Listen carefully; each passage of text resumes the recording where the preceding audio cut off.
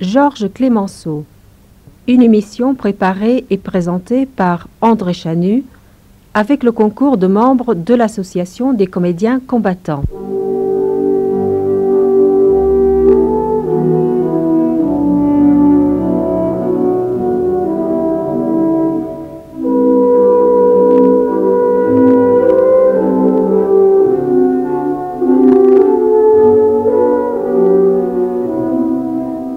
Eh oui, j'ai eu l'insigne honneur de dîner chez Georges Clemenceau, rue Franklin, tout près du Trocadéro, dans un appartement qui maintenant est devenu le musée Georges Clemenceau.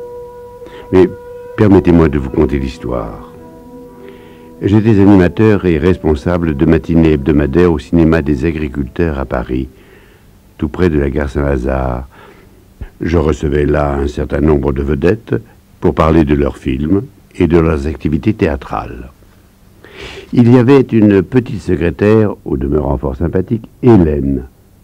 Je ne connaissais à cette époque que le prénom. Au bout de 2 mois de travail, elle me proposait d'aller dîner chez elle, car elle souhaitait me faire connaître ses parents.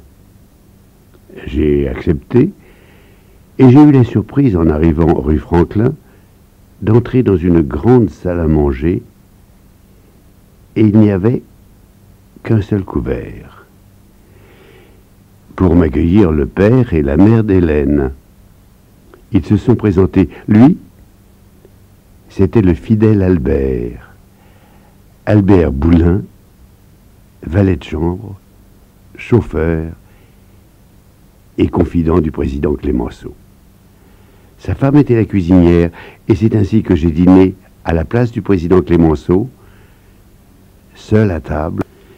Ce Vendéen est né en 1841 à Mouilleron en Paris.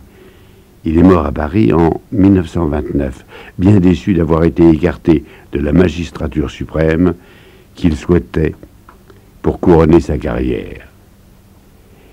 Il fut un moment compromis dans l'affaire de Panama. Il se passionna en faveur de Dreyfus aux côtés de Zola.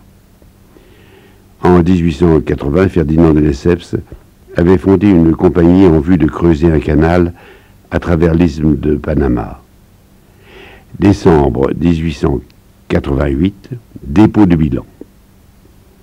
Le courtier véreux Cornelius Hertz, grand officier de la Légion d'honneur, s'enfuit en Angleterre. Déroulède offensa Clemenceau. Duel au pistolet, c'était à la mode. Mais allons à la Chambre des députés, ce 20 décembre 1892.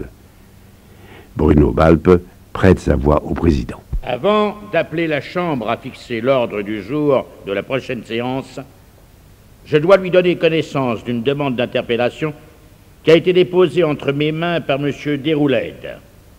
Elle est ainsi conçue. Je demande à interpeller le gouvernement sur les mesures disciplinaires à prendre par le grand chancelier de la Légion d'honneur contre M. Cornelius Hertz, grand officier de l'ordre. Quel jour le gouvernement propose-t-il pour la discussion de cette interpellation? Le gouvernement accepte la discussion immédiate. La parole est à M. Déroulède.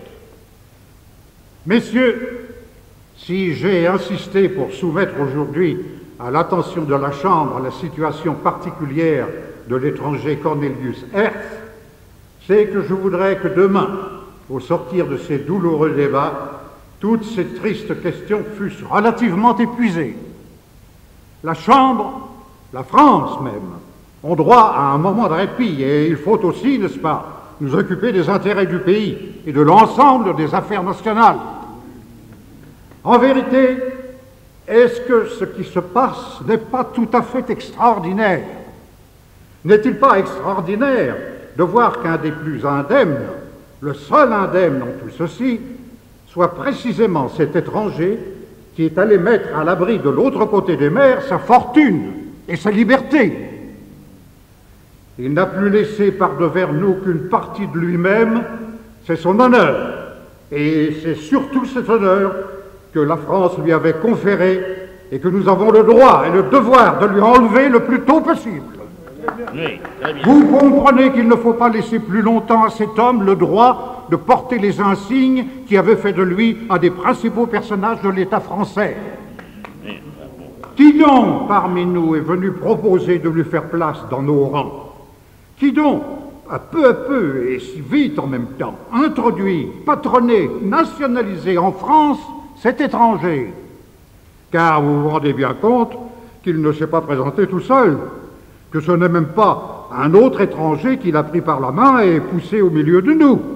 Il a fallu un Français puissant, influent, audacieux, qui fut tout ensemble son client et son protégé, son introducteur et son soutien.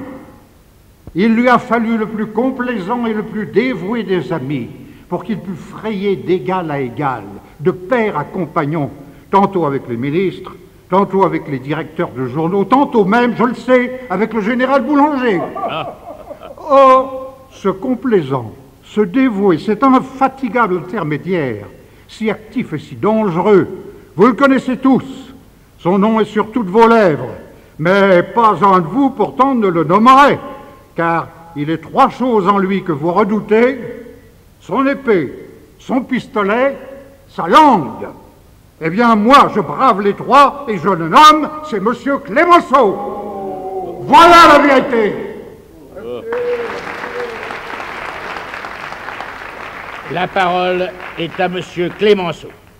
Messieurs, j'avais le droit de ne pas être préparé à ce réquisitoire. Et vous me permettrez d'y répondre autant que je pourrais le faire, avec simplicité et netteté. De la façon la plus inattendue, je suis mis en cause parce que M. Cornelius Hertz a été l'actionnaire du journal La Justice, le journal que j'ai l'honneur de diriger. On prend un à un tous les actes de ma vie politique. Et M. Déroulède prétend démontrer que j'ai subi l'influence de l'étranger, que cette influence a eu pour résultat de diriger ma politique et de jeter la perturbation dans le pays.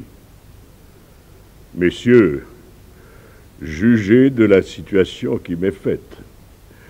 Comment faire la preuve que lorsqu'il m'est arrivé de monter à la tribune, j'ai seulement été dirigé par les inspirations de ma conscience et par l'intérêt du pays? L'attaque est facile. Mais comment pourrais-je établir que lorsque j'ai combattu telle ou telle mesure proposée, tel ou tel ministère, je n'ai pas été poussé par les motifs infâmes que M. Déroulède ose m'attribuer? Il a dit qu'il y avait un grand courage à m'attaquer de la sorte. Je n'en suis pas sûr. Il est facile de produire de telles accusations parce qu'elles laissent celui qui en est l'objet désarmé, réduit à invoquer la protestation de sa conscience, ses intentions. Je ne puis pas apporter ici des papiers démontrant que je n'ai été dirigé dans ma politique que par l'intérêt de la patrie française.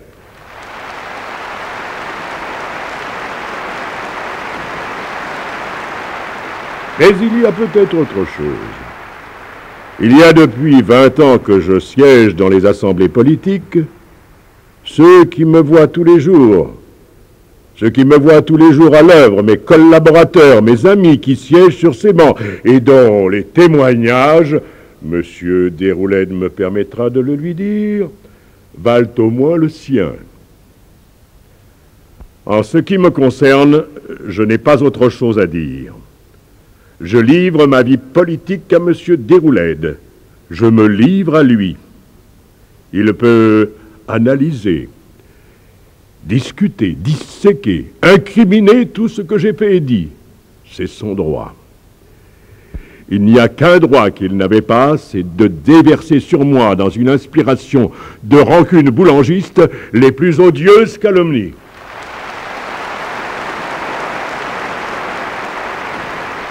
Que me reste-t-il à faire? À quelles imputations calomnieuses me reste-t-il à répondre? Je cherche et ne trouve rien. Sinon, cette injure suprême que, je l'avoue, je ne croyais pas avoir mérité de mes plus acharnés ennemis, que j'ai trahi l'intérêt français, que j'ai trahi la patrie, que j'ai amené sur ces bancs, vous l'avez dit, que j'ai amené sur ces bancs une influence étrangère dont j'ai été l'agent, que j'ai été traître à mon pays, traître à ma patrie, que guidé, commandé par cette influence étrangère, assujetti, asservi par elle, j'ai cherché à nuire à mon pays. J'ai cherché par des actes parlementaires à amener le désordre et la perturbation dans ma patrie. Voilà l'accusation que vous avez portée à la tribune. J'ai répondu sur tous les autres points, avec autant de calme et de sang-froid qu'il m'a été possible. À cette dernière accusation, il n'y a qu'une réponse à faire. Monsieur Paul Déroulède, vous en avez menti!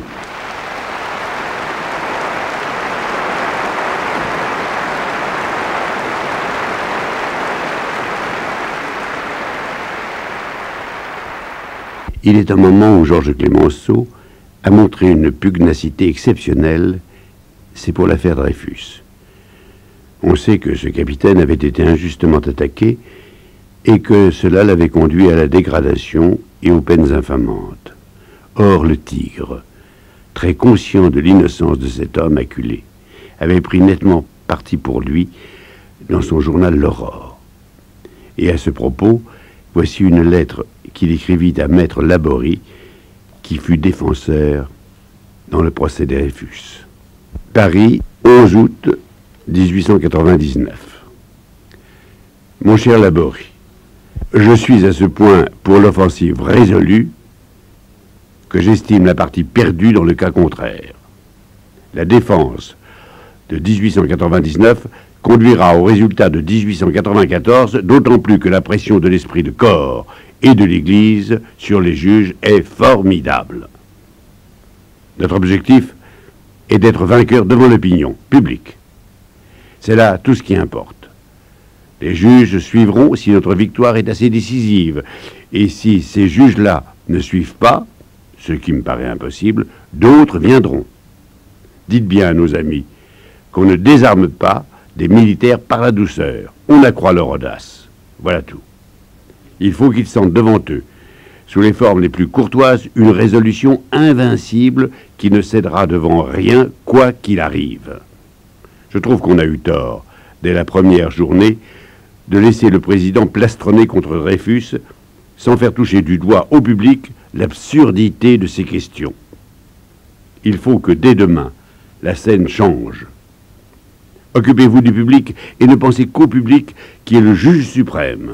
Songez que tout ce qui sera dit à Rennes retentit sur toute la terre civilisée et que, si vous mollissez là-bas, 100 millions d'articles de journaux, lus seulement des amis, ne rétabliraient pas la balance. Tout le monde vous écoute. Profitez-en. Plaidez toute l'affaire, jusque dans ses plus menus détails. Il est visible que les juges n'en savent rien, n'ayant rien lu. Apprenez-leur tout, en faisant ressortir, un à un, toutes les infamies, tous les crimes dont Dreyfus fut la victime. Marchez sur les criminels à la barre, interrogez-les, poussez-les, ne leur permettez pas de s'esquiver, la victoire est là. Des révoltes de lui soulageront le public, que sa passivité oppresse. L'attitude devant Mercier, surtout, doit être violente. Je la voudrais même injurieuse, terrible. Tout l'univers entendra les paroles qui tomberont de sa bouche, et lui seul a le droit de dépasser la mesure. Qu'il la dépasse donc. On l'attend. Sinon, ce sera une déception, une impression des plus fâcheuses. Qu'il crie « Vous en avez menti, vous m'avez fait condamner par des mensonges. Pour vous sauver de vos crimes, vous apportez de nouveaux mensonges, je vous prouverai que vous êtes un menteur. » Cela détruira pour un jour ou deux l'effet principal du mensonge et vous permettra d'entamer les démonstrations en réponse. Au point où en sont les choses, nous ne serons pas vaincus, si nous ne voulons pas. Je sais qu'à la première offensive, on essaiera de vous terroriser par des rodomontades. Ne vous laissez pas faire. Vous serez surpris vous-même des effets d'une résistance obstinée. D'ailleurs, vous avez la garde haute. Supposez que les avocats se retirent. Si on porte atteinte aux droits de la défense, il suffit de laisser entrevoir discrètement cette hypothèse pour amener tous ces gens à l'observation de leurs devoirs. À vous, bien cordialement, Clémenceau. Je fais la guerre, affirmait Georges Clémenceau, lorsque lui fut confiée la présidence du Conseil par Raymond Poincaré, qui pourtant ne l'aimait guère. La situation militaire en 1917 est très sérieuse, non seulement sur le front, mais aussi en raison de graves mutineries. Clémenceau et Lord George s'entendent bien et remettent au général Foch le commandement unique. Le 17 septembre 1918, Clémenceau lance devant le Sénat ce dernier appel au combat. Écoutons la voix de Robert Manuel. Messieurs, après les présidents des deux assemblées, le gouvernement de la République réclame à son tour l'honneur d'exprimer, dans la mesure où les mots peuvent le faire, l'immense gratitude des peuples dignes de ce nom envers les merveilleux soldats de l'Entente par qui les peuples de la terre vont se trouver enfin libérés des angoisses dans la suprême tourmente des lames de fond de la barbarie. Qui donc pourrait rêver d'avoir vécu, même dans le sang et les larmes, une plus belle histoire de l'homme pour une plus belle destinée? Civils et soldats, gouvernement et assemblée de l'Entente, tous furent au devoir. Ils y resteront jusqu'au devoir accompli. Tous dignes de la victoire parce qu'ils sauront l'honorer. Et cependant, dans cette enceinte où siègent les anciens de la République, nous nous manquerions à nous-mêmes si nous pouvions oublier que l'hommage suprême de la plus pure gloire va à nos combattants, à ces magnifiques poilus qui verront confirmer par l'histoire les lettres de noblesse qu'ils se sont eux-mêmes données. Héros au stoïcisme, souriant, qui, à cette heure même, ne nous demande rien que le droit d'achever l'œuvre grandiose qui les sacre pour l'immortalité. Que veulent-ils? Que voulons-nous nous-mêmes? Combattre, combattre, victorieusement encore et toujours, jusqu'à l'heure où l'ennemi comprendra qu'il n'y a plus de transaction possible entre le crime et le droit.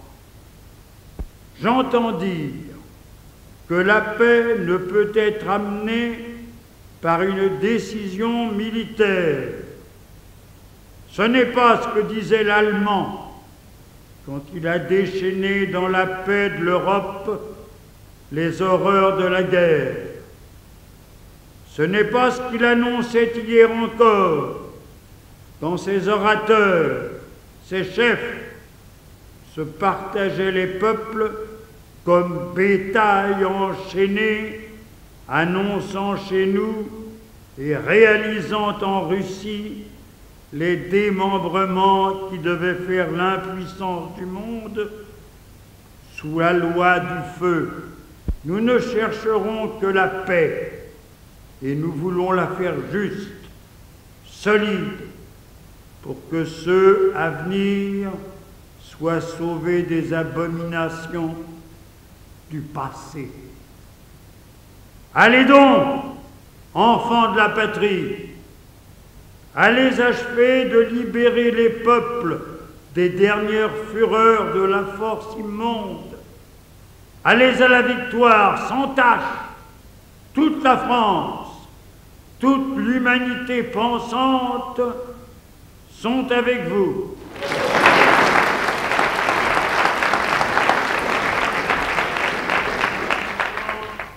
L'important, c'est ce qu'a pu dire le père La Victoire, le Tigre, au moment de la déroute allemande et austro-hongroise. Et nous allons nous retrouver à la Chambre des députés le 5 novembre 1918. C'est le moment de l'armistice avec l'Autriche-Hongrie. La parole est à Monsieur le Président du Conseil, ministre de la Guerre. Bravo. Messieurs, je suis touché jusqu'au fond du cœur de cette manifestation. Mais laissez-moi le dire, je ne vaux pas tant d'hommages. Ce que j'ai fait, c'est la France qui l'a fait. Elle l'a voulu par vous, et par vous, j'ai pu le faire. Voilà ce qu'il ne faut pas oublier. Parlez-nous de l'armée de Salonique. Nous sommes à un moment où tous les cœurs doivent battre à l'unisson. Bravo. Si c'est un crime de m'être servi de mon mieux, et pour le bien de la France, des instruments d'action qui m'ont été remis, ce crime, je le reconnais hautement. Je vais commencer par critiquer. Non, ce n'est pas le moment d'interrompre, ni celui de discuter. Très bien. Très bien. Je prie nos collègues de faire silence. Alors dites tout de suite, vive le dictateur! C'est au nom de la liberté que je demande le silence pour celui qui est à la tribune. Messieurs, je suis monté à cette tribune pour vous donner lecture du texte des conditions d'armistice qui ont été proposées à l'Autriche et acceptées par elle. Ah ben c'est très bien. Bravo. Bravo. Ce texte est ainsi conçu. Premièrement, cessation immédiate des hostilités sur terre, sur mer et dans les airs. Deuxièmement, démobilisation totale de l'armée austro-hongroise et retrait immédiat de toutes les unités qui opèrent sur le front de la mer du Nord à la Suisse. Il ne sera maintenu sur le territoire austro-hongrois, dans les limites ci-dessous indiquées au numéro 3, comme force militaire austro-hongroise, qu'un maximum de 20 divisions réduites à l'effectif du pied de paix d'avant-guerre. Troisièmement, évacuation de tout territoire envahi par l'Autriche-Hongrie depuis le début de la guerre et retrait des forces austro-hongroises dans un délai à déterminer par les généraux commandants en chef les forces alliées sur les différents fronts.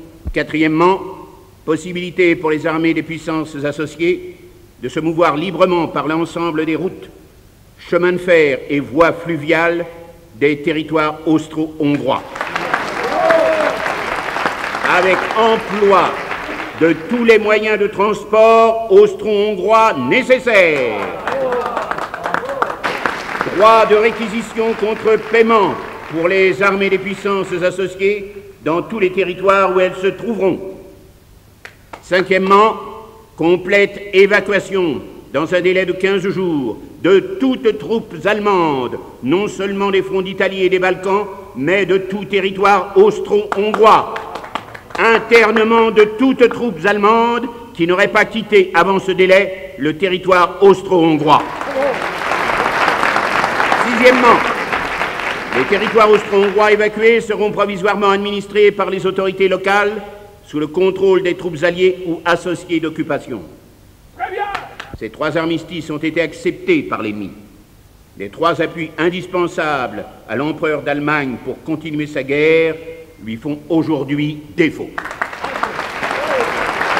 Le Conseil supérieur de Versailles a également arrêté les clauses d'un armistice demandé, réclamé par l'Allemagne. Les termes de cet armistice ont été expédiés hier soir au président Wilson, qui, s'il les approuve, fera savoir au gouvernement impérial et démocratique que pour connaître nos conditions d'armistice, il lui suffira de s'adresser à monsieur le maréchal Foch. L'esprit dans lequel a été conçu et rédigé ce dernier document est identique à celui qui a inspiré les trois autres.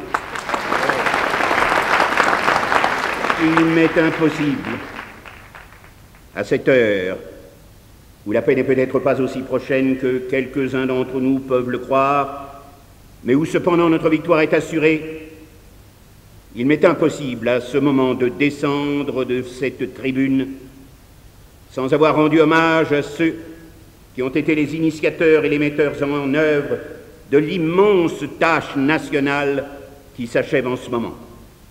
Je veux parler de Gambetta. Je veux parler de celui qui a été le défenseur du territoire dans des conditions telles que la victoire était impossible et qui n'a jamais désespéré. Je veux que de cette tribune, il soit entendu que le premier acte du gouvernement a été de se retourner vers ceux de ces grands protestataires que vous avez applaudis tout à l'heure. Scherer, Kestern, Kuss, maire de Strasbourg, succombant à la peine, mourant à Bordeaux. Je veux que notre pensée se retourne vers eux et que, lorsque les terribles portes de fer que l'Allemagne a refermées sur nous vont s'ouvrir, nous leur disions: passez les premiers, vous avez montré le chemin. Elle est déjà dans vos esprits, j'en suis sûr, mais l'heure viendra pour nous, à mesure que les problèmes de la guerre disparaîtront, le plus tôt possible, je l'espère, de comprendre que de nouveaux devoirs s'imposeront à nous. Il faut bien dire, si nous n'avions pas eu d'alliés dans cette guerre, nous n'aurions pas pu triompher. À quelques-uns, cela apparaîtra peut-être une diminution de gloire. J'y vois, moi, une meilleure chance pour l'humanité. Nous avons fait des amis de nos vieux ennemis séculaires, les Anglais, et nous les aimons bien. Nous voyons les prodiges qu'ils accomplissent sur nos champs de bataille. Monsieur le ministre des Affaires étrangères et monsieur le président de la Chambre ont rendu hommage à la glorieuse Belgique, à la noble Italie, à la Grèce, à la Serbie, ainsi qu'à tous ces jeunes peuples qui vont se trouver tirés du plus affreux joug séculaire et qui, grâce à nous, et grâce à eux d'abord, vont revivre pour la vraie gloire, celle de la justice et de la liberté. Je ne parle pas des États-Unis d'Amérique, qui étaient de vieux amis. Lorsqu'ils sont venus sur notre territoire, nous nous connaissions déjà. Nous n'avons fait que nous retrouver. C'est la grande consolation qui, à travers d'indicibles souffrances, nous a fait tous supporter pour la patrie commune. À droite, à gauche, au centre, il n'y avait plus que les Français. Messieurs, il faut que cela demeure. Abandonnez-vous votre idéal? Quelle question! Comment pouvez-vous en douter? Croyez-vous que j'abandonnerai mon idéal? Et si je ne l'abandonne pas, comment pourrais-je vous inviter à abandonner le vôtre? C'est votre gloire, c'est la nôtre à tous. C'est parce que nous sommes un pays d'idéal et que nous avons eu à payer de tant de souffrances nos querelles, que nous sommes arrivés quelquefois à obtenir ce titre de conducteur de l'humanité. C'est pour cela que nous sommes tous les jours accablés sous les injures. Il ne faut pas que l'étranger qui, avant la guerre, avait peut-être appris à nous estimer d'une façon insuffisante, arrive à penser qu'il nous avait bien jugés. Non, il faut être nous-mêmes. Soyons unis. Maintenant, nos querelles d'idées, mais qu'elles s'arrêtent quand l'intérêt de la patrie serait en danger. Je ne vise aucun but politique. Et je ne veux défendre ici aucun intérêt personnel. J'aspire simplement au jour où, grâce aux circonstances, vous serez débarrassé de moi. Vraiment, il faut être humanitaire, mais il faut être français d'abord. Il faut être français parce que la France représente une conception d'idéalisme, d'humanité qui est celle qui a prévalu dans le monde. Le moment est venu où l'aurore de la grande et magnifique victoire se lève. Le moment où nos pensées se tournent vers un but d'union et de fraternité. En cette grande croisade humanitaire, vous ne serez pas seuls, car tous, nous avons supporté notre part de combat. Aussi, à la fin de cette croisade, je voudrais que, modifiant un peu la formule de nos aïeux, nous nous promettions d'être frères, au sens véritable du mot. Et que, si l'on nous demande qui nous a inspiré cette pensée, nous répondions: la France le veut. La France le veut.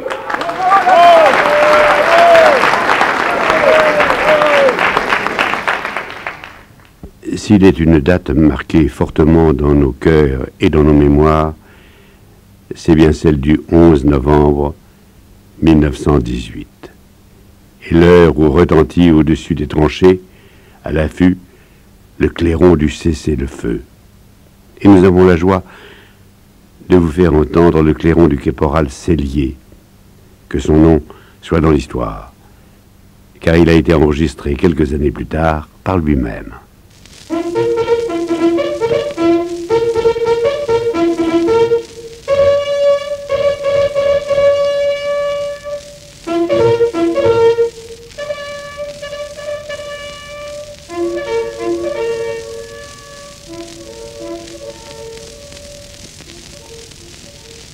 La séance est reprise. La parole est à Monsieur le Président du Conseil. Bravo. Messieurs, il n'y a qu'une manière de reconnaître de tels hommages venant d'une assemblée du peuple, si exagérés qu'ils puissent être, c'est de nous faire tous, les uns et les autres, à cette heure, la promesse de toujours travailler de toutes les forces de notre cœur au bien public. Je vais vous donner lecture du texte officiel de l'armistice qui a été signé ce matin à 5 heures par Monsieur le maréchal Foch, l'amiral Wemyss et les plénipotentiaires de l'Allemagne. Ce document est ainsi conçu. Convention entre le maréchal Foch, commandant-en-chef des forces alliées, stipulant au nom des puissances alliées et associées, assisté de l'amiral Wemyss, First Sea Lord d'une part, et Monsieur le secrétaire d'État Erzberger, président de la délégation allemande, Monsieur l'envoyé extraordinaire et ministre plénipotentiaire comte von Obendorf, Monsieur le général d'état-major von Winterfeld, Monsieur le capitaine de vaisseau Van Silo, munis de pouvoirs réguliers et agissant avec l'agrément du chancelier allemand d'autre part, il a été conclu un armistice aux conditions suivantes. Premièrement, cessation des hostilités sur terre et dans les airs 6 heures après la signature de l'armistice. Le feu a cessé ce matin sur tout le front à 11 heures.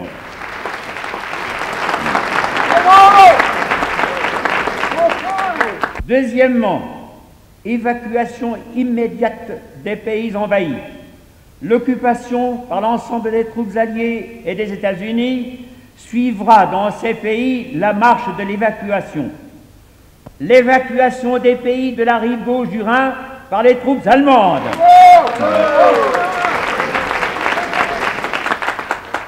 La durée de l'armistice est fixée à 36 jours avec faculté de prolongation. Au cours de cette durée, l'armistice peut, si les clauses ne sont pas exécutées, être dénoncé par l'une des parties contractantes qui devra en donner le préavis 48 heures à l'avance. Le présent armistice est signé le 11 novembre 1918 à 5 heures heure française. Signé Foch.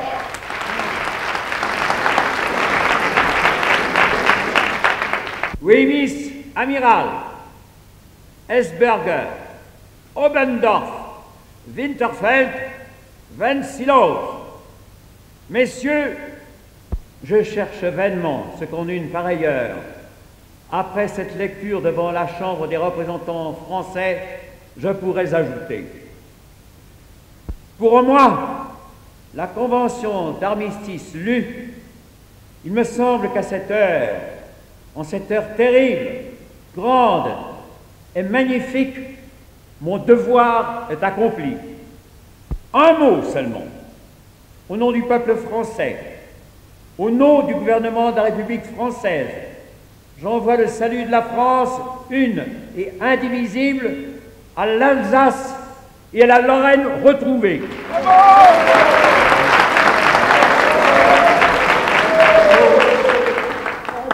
Et puis, honneur à nos grands morts qui nous ont fait cette victoire. Par eux, nous pouvons dire qu'avant tout armistice, la France a été libérée par la puissance des armes. Quant aux vivants, vers qui, dès ce jour, nous tendons la main et que nous accueillerons quand ils passeront sur les boulevards en route vers l'Arc de Triomphe, qu'ils soient salués d'avance. Nous les attendons pour cette grande œuvre de reconstruction sociale. Grâce à eux, la France, hier soldat de Dieu, aujourd'hui soldat de l'humanité, sera toujours le soldat de l'idéal.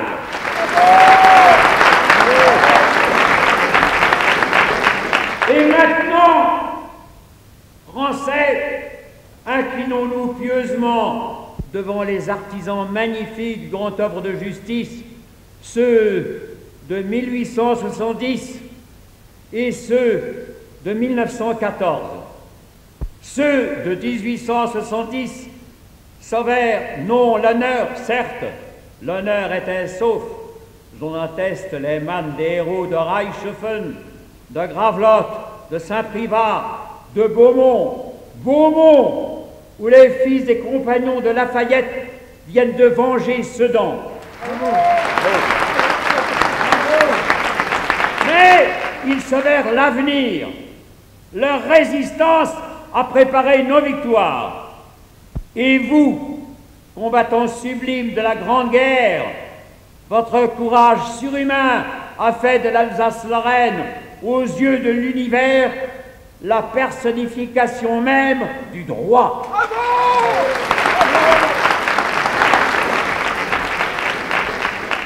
Le retour de nos frères exilés n'est pas seulement la revanche nationale, c'est l'apaisement de la conscience humaine et le présage d'un ordre plus haut. Les mois passent, et puis c'est le moment du traité de paix. Écoutons ce que disait le Tigre le 30 juin 1919 par la voix de Jean Davy. Cette paix de la France, cette paix de grandeur humaine dont nous n'avons encore que les signes précurseurs, c'est à nous d'en donner l'exemple encore, de la vivre dans l'accomplissement de tous les grands devoirs, si nous voulons que l'accroissement d'honneur auquel notre peuple a droit lui demeure acquis d'un consentement unanime. La paix du dehors se peut conquérir en un moment sublime par le sacrifice de tout ce qui fait le prix et la beauté de la vie. La paix du dedans ne s'obtient que par l'effort continu dans un esprit d'équité supérieure des équitables compositions successives d'impulsion, de volonté, de croyance, de pensée, d'intérêts traditionnellement opposés, parfois même contradictoires. Il y faut l'héroïsme obscur d'une contrainte volontaire, souvent douloureuse, pour l'obstinée conservation d'un ordre rationnel qui, s'il ne satisfait pas immédiatement à toutes les espérances, n'en doit pas moins permettre à ces opérations mêmes de se réaliser progressivement à mesure que nous nous montrons capables de faire passer dans l'acte les parties d'idéalisme si promptes à s'offrir, si lentes à s'installer dans la réalité vécue. N'est-ce pas tout le programme de la République depuis le jour où elle a paru sanglante dans les premières heures de l'embrasement révolutionnaire? N'est-ce pas le programme de la France elle-même qui se trouve ainsi tracé? Pour que notre victoire de la guerre soit notre victoire de la paix, au moins savons-nous déjà quelle victoire sur nous-mêmes nous devons préalablement remporter. Revanche militaire et revanche morale devaient alors se conjuguer. La première est venue. Dans la défaite même, nous avons commencé l'autre. Dans la victoire, nous voulons l'achever. Nous avons choisi. L'énigme est résolue. Et maintenant, tous à l'œuvre pour l'accomplissement des devoirs de demain, succédant aux devoirs d'hier et d'aujourd'hui. Pour l'accomplissement, avant tout, des réparations nécessaires. Non moins indispensable dans la paix que dans la guerre, l'union sociale demeure le fondement même de la patrie que nous n'aurons pas sauvée des barbares pour la déchirer de nos mains parricides. Commençons. Tous. Il faut nous hâter.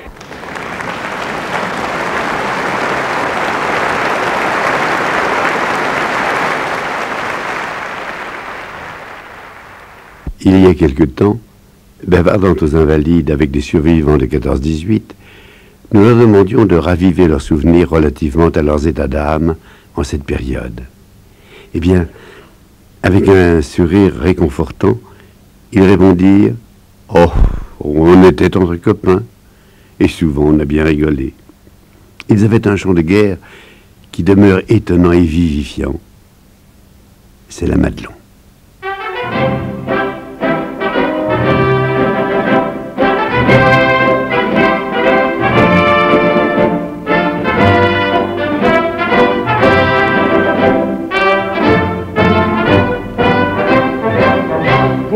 Repos, le plaisir du militaire, il est là-bas à 2 pas de la forêt, une maison au mur tout couvert de lierre, autour l'Ourou, c'est le nom du cabaret. La servante est jeune et gentille, légère comme un papillon, comme son vin, son œil pétille. Nous l'appelons la Madelon, nous en rêvons la nuit, nous y pensons le jour. Ce n'est que Madelon, mais pour nous c'est l'amour. Quand Madelon vient nous servir à boire, sous la tonnelle on frôle son jupon, et chacun lui raconte une histoire à sa façon. La Madelon pour nous n'est pas sévère, quand on lui prend la taille ou le menton, et le rit, c'est tout le mal qu'elle sait faire.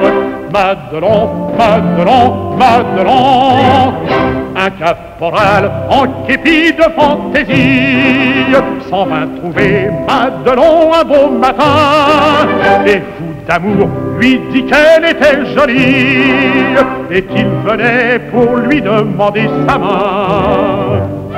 La Madelon, pas bête en somme, lui répondit en souriant: et pourquoi ne prendrais-je qu'un homme quand j'aime tout un régiment? Tes amis vont venir, tu n'auras pas ma main, j'en ai bien trop besoin pour leur servir du vin.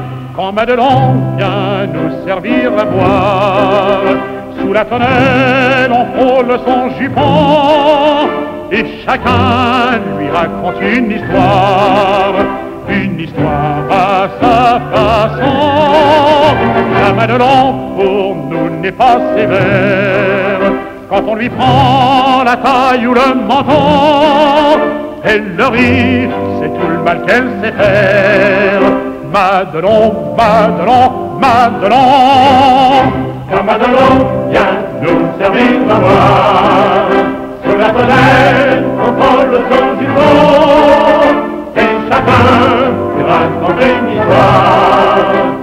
histoire à sa façon. Madelon pour nous n'est pas sévère. Quand on lui prend la taille ou le menton, elle le rit, c'est tout le mal qu'elle sait faire. Madelon, Madelon, Madelon. En 1919, le président de la Chambre des députés était Paul Deschanel. Et voici son discours du 15 juillet.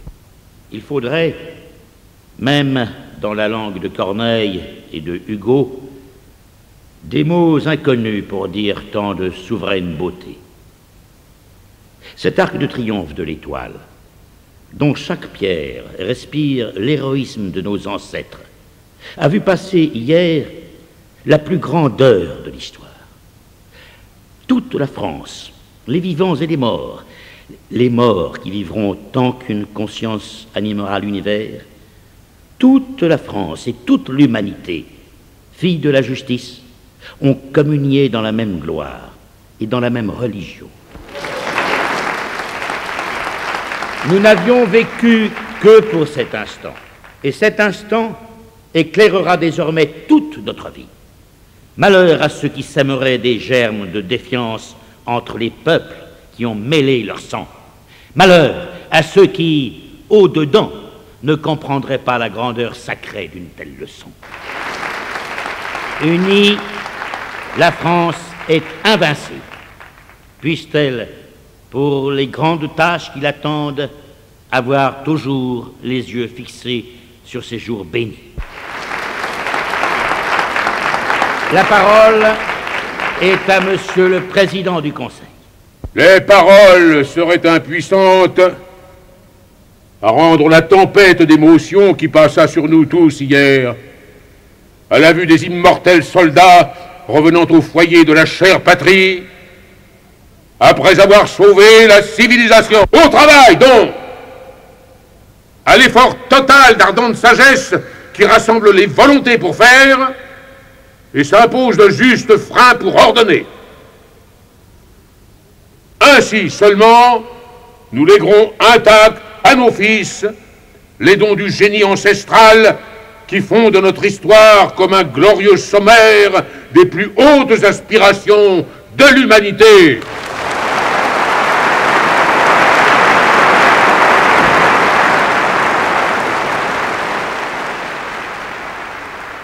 Avec Louis Herbessier, dans Au soir de la pensée, on peut lire à propos de la guerre. La guerre est-elle donc vraiment l'état naturel de toutes les existences?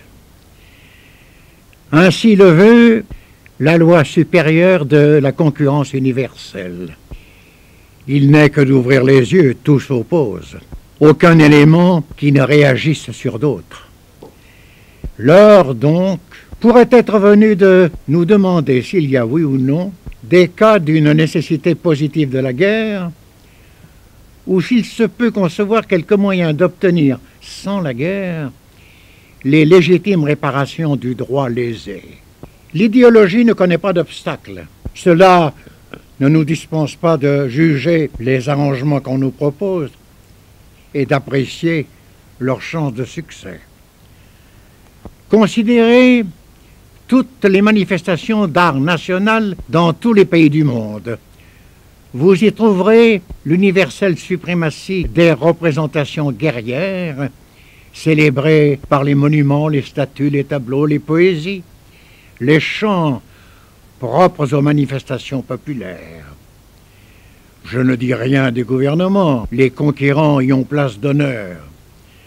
Faut-il mettre en regard l'universelle ruée à la fabrication de tous les engins de guerre avec les pâles conciliabules où s'élabore dans un faste de verbalisme une paix de chiffon de papier.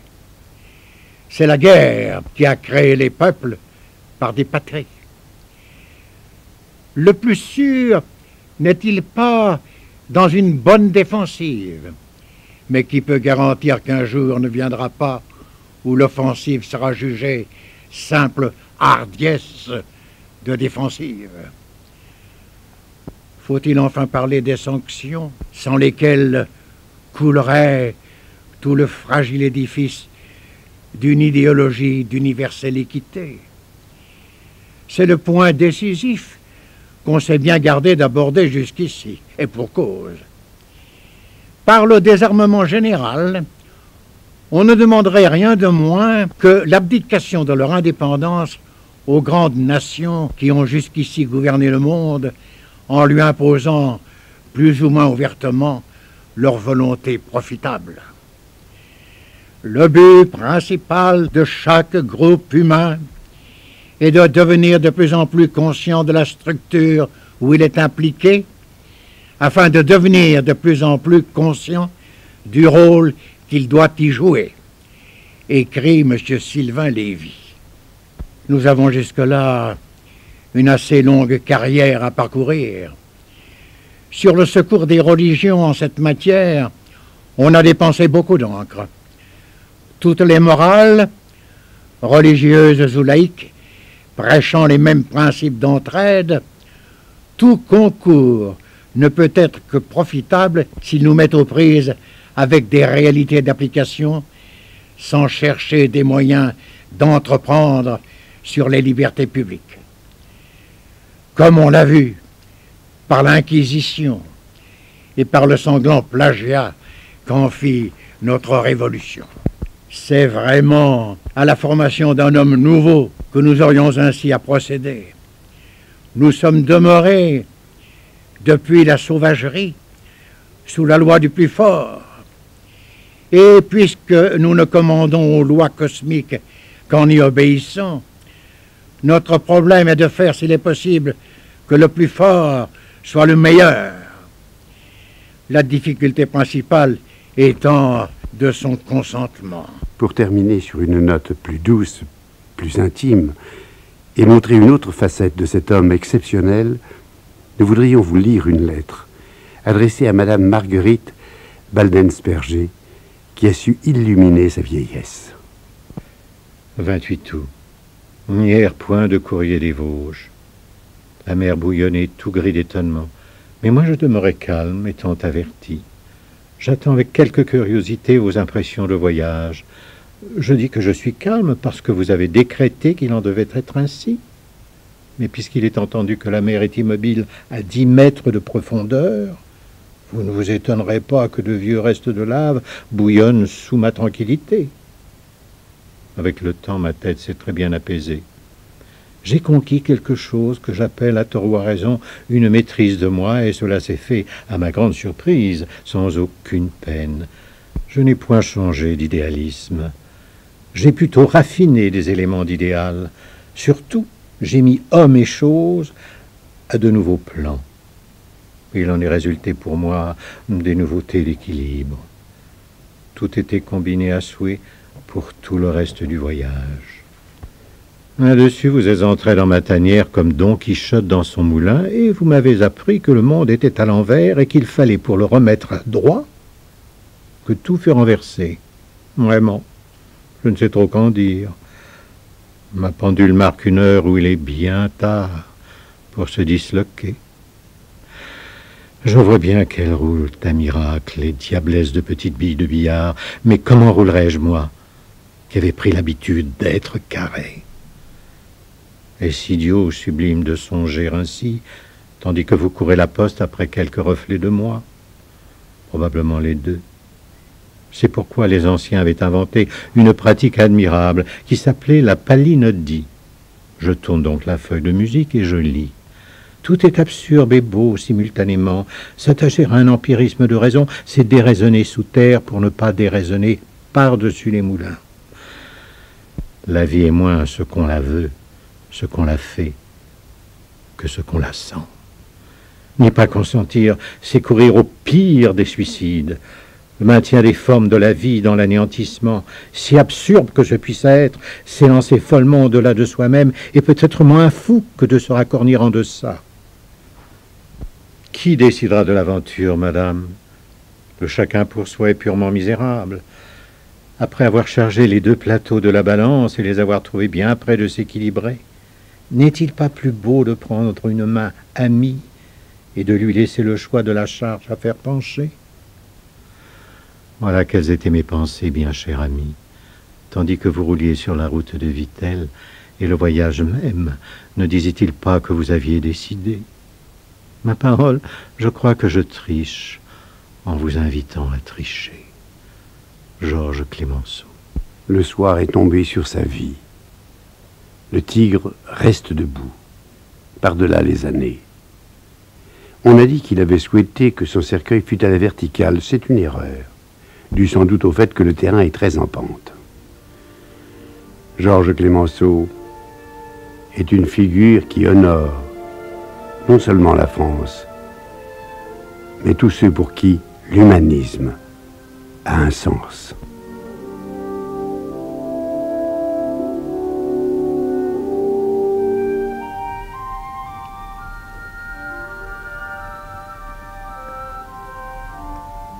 Georges Clemenceau, une émission préparée et présentée par André Chanu, avec le concours de membres de l'Association des comédiens combattants.